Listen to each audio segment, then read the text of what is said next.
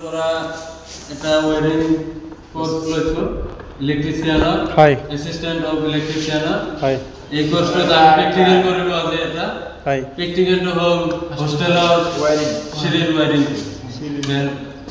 10টা লাইট বসাইছো আমি 10টা লাইট এটা সুইচ এনেবা থাকিব 10টা লাইট এটা সুইচ অন কৰিলে 10টা লাইট জ্বলিব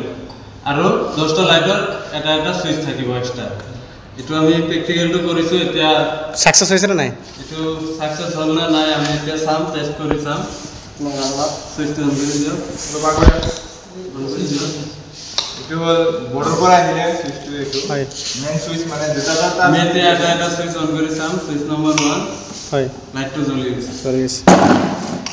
একেবারে দিয়া এটা সুইচ একেবারে জ্বলে যে জ্বলি গৈছে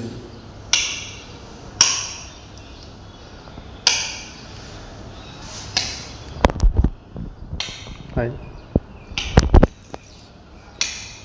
দুটামান বাল্ব জ্বলা নাই বাল্ব কেটে বেয়া হৈছে না নষ্ট আছে এতিয়া আমি সাম এটা সুইচ দিলে দুটাইটা জ্বলে না নাই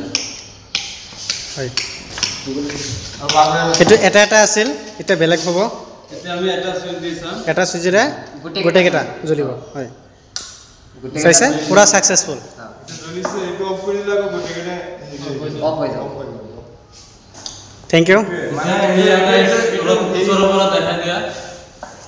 বস্তুটো ফিটিংটো চাও বা মই লাইনটো অফ কৰি দিলা ফিটিংটো চাব লাগছিল এটো দেনব এটো হেৰি কি প্ৰফিট কি এটো লাগে নহয় হোস্টেল ওয়ারিং এটো হোস্টেল ওয়ারিং মানে সবটা লাইট একবারে অফ করে দিলে এটা একটা ইমার্জেন্সি মানে তুমি এটা বোর্ডত যোৱা যেখানে সব গোটেকেটা লাইট অন আছে বুঝি পাইছা গোটেকেটা লাইট